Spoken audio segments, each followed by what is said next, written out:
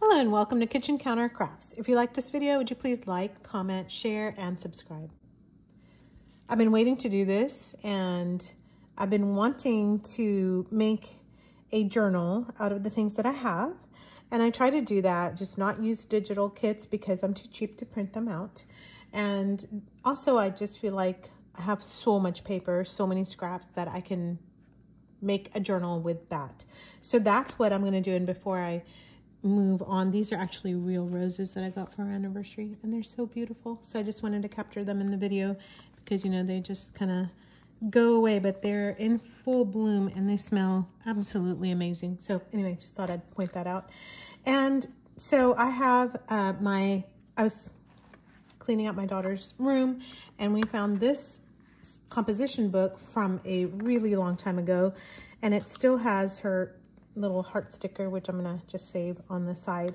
But what I did was with composition books, many times they're going to be sewn in. So I went ahead and removed as best as I could. You can see little pieces of thread that are making me insane. Okay, it's gonna stay, that's fine, it can stay. But I went ahead and removed all of that. And the great part is that I can then stitch onto this. So that makes for a very strong journal. And so I removed all the pages. And what I'm going to do is I'm just gonna lay them out in my cookie sheet. That's where I do coffee dyeing. So I'm just gonna lay that out. And then I'm gonna have these big pieces to use when I need to for more junk journaling. So I actually debated if this should be the front or this should be the front. And since I'm covering up the front and I like this useful information, I thought I'm just gonna use it the way it lays out naturally. So I grabbed my papers because I've been coffee dyeing, and also I use fountain pens a lot. And so when you're changing out the inks, you can then, I actually dye my papers with my inks as I'm cleaning out the pens. So then I end up with papers that are just gorgeous like this, and I added some paint to just make them stand out even more. So anyway, I have that as well, and so I've been doing a bunch of that. And I have 3 signatures, which I'm not going to bore you with. You just basically fold up paper and you just make it interesting as best as you can. I even put a little corner bakery bag in here because that crinkle, so yummy. As were the desserts, by the way. So anyway, you just fold up papers and you put them in. And I even have like coffee dyed and white because it doesn't matter. I think I'm gonna be using this. And I say that and then I end up giving these journals to my friends, but we'll see. So to save time, what I did was I just kind of laid this here, and then I actually measured, believe it or not, and put a line so that I can cut this up and then get the cover ready. And I'm just gonna show you, and by the way, this is gonna be part 1 because I don't want really terribly long videos. And I tried looking to see if there were people out there who were using composition books. I was positive that was gonna be a thing. So people are using composition books, but not for junk journal making. And by the way, I'm gonna save this part because of this kind of reinforced piece. I'm gonna make like a long, not this long, but I'll cut it, little flip thing with tickets, or I might even make tickets out of this. So that's gonna just be another video. So just watch for that. All right, so I just used scissors to cut that. And then I'm gonna put this in here, and you know, look, it's way too big. So what I noticed about that is, you know, it kind of comes in here. And so this gives me a pretty straight line to cut with, as does this part with the numbers. So I'm just gonna, I'm gonna wing it. And if you like people who measure out stuff, I know I should probably not say that to my viewers, but this video might not be for you because I don't really like measuring stuff out. Just kind of eyeball it. And then, you know, usually it's not too shabby. So, still recovering from a cough and a cold, so just ignore me when I'm clearing my throat. All right, so I'm just again, looks like right next to the numbers. So we're just gonna go with that. And hopefully they both match up. Oops. Okay. Come back here. All right, right about there. That doesn't look like it. How about that? Make it work. All right, so there's that. And I actually think, check that out. It's pretty good.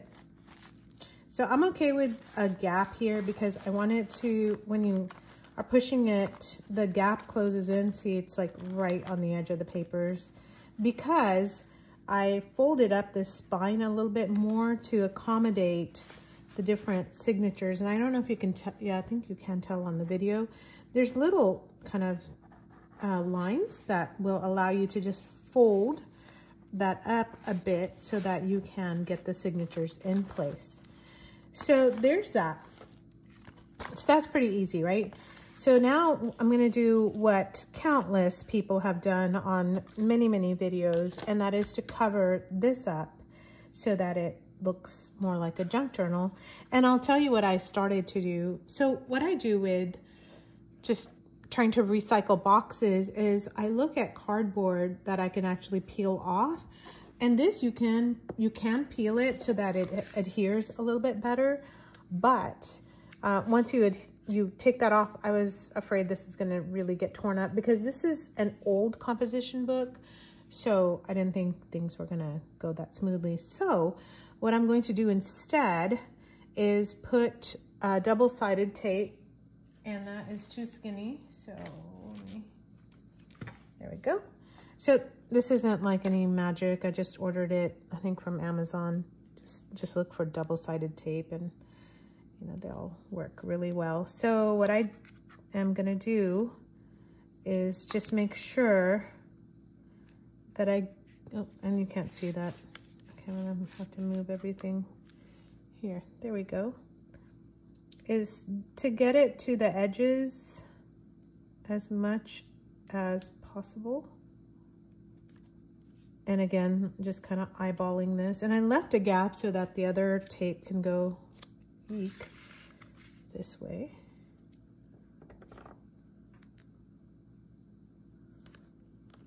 Yikes. Okay, this stuff is pretty sticky. It's like sticking on my hands. I don't use double-sided tape that much. I use it for making specimen cards, which is great for that. Then you don't get like goopy glue stuff everywhere. Okay, I'm not gonna bore you with me putting tape down, so I'm gonna be right back. All right, so all of the double-sided sticky tape is on here, and I just kind of, you know, smoothed it down, and it's on there pretty well. And so in another video, I made a master board. I was pretty much trying to zone out, and I made several of these master boards. And so I thought, you know what, this is going to be a good thing to use. And by the way, in the video, I show how I make this out of a grocery sack. So this is my second one. But I ended up using this one with the brighter colors just because it's the first one I grabbed. So that's how that went down. And then I went ahead and cut out 2 pieces and put them like this. And, or I didn't put them like this. I actually made them a little bit bigger than my cover. So if it goes here, it's gonna stick out a little bit here.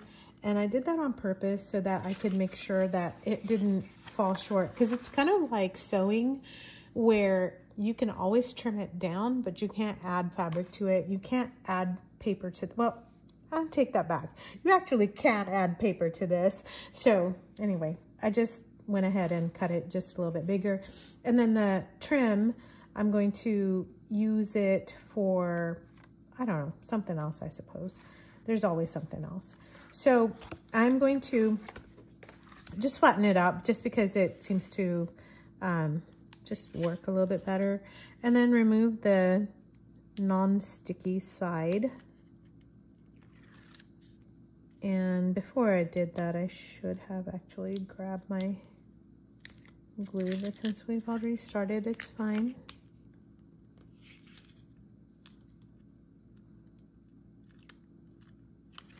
All right, so just for insurance, I am going to just add a little bit of this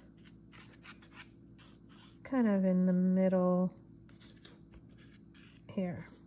You can't see it, but I actually did add a little bit, just kind of, you know, just squiggled it on there. Okay, so very carefully, I'm gonna line this guy up. Aha, not so careful, was I? All right, it's because I cut kind of angled down. No, gosh, you can see it up there. You know what? It's gonna get a ribbon or a trim or something up there. But yeah, it's fine. Okay, so there's that. Ah, it already looks great. Check that out.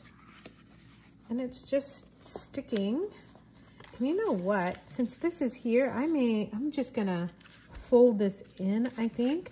And that's just gonna make it even more sturdy and give it a little something on the inside. So that's how we're gonna work that out, because that's gonna just look even better. And if I do a closure or something, then that just reinforces the edge. Love it when that happens. Just happy mistakes. And then, yeah, I was not doing it for that reason, so just perfect. You know, if you just, my whole thing with junk journaling is that I just watched some videos and I just got started, and really so addicting. And I don't think there's anything like a right or a wrong way of doing stuff. Just do it and see. It's one day I was working on a junk journal and I was like, oh no, I messed up. And then I was like, oh, it's just trash. It's literally trash. So if you mess it up, it just goes in the trash. It's like not a thing. Anyway, I had to remind myself, it's just trash. It's totally fine if you mess up, because you're just messing up on trash. Like, who cares? Other people would just throw the stuff away.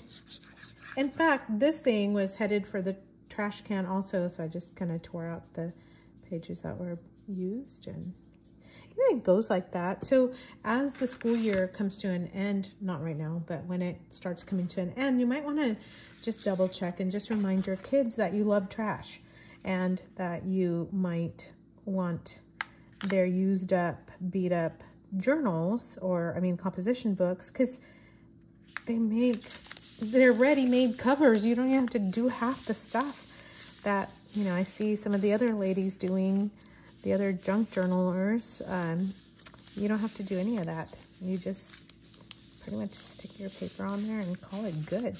And frankly, that's like the best way to do this, I think. I mean, why mess with it? All right, so here's this, so you can tell, like this one I cut a little bit bigger, this one I didn't, because we have a little bit missing, but you can barely tell. So I'll just add a little washi tape or something else.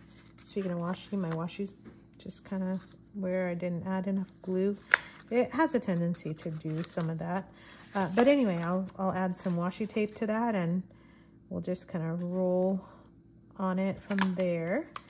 And then from here, I'm going to add signatures, and then start adding ephemera and maybe a clasp. Actually, not maybe, but I will add some sort of a closure to this, and add some pockets on the inside, because I love that when you open it up and my journal has some pockets to it. But isn't that great? That didn't take me any time at all. And this is real time. So like, as I'm doing this, the only thing that I skipped out on was to not make you suffer through me adding double tape. So that was it. So anyway, join me for the second part for this, would ya? And if you would you subscribe? Because I'm getting close to 2,000 and I'm so excited about that. So until next time, bye.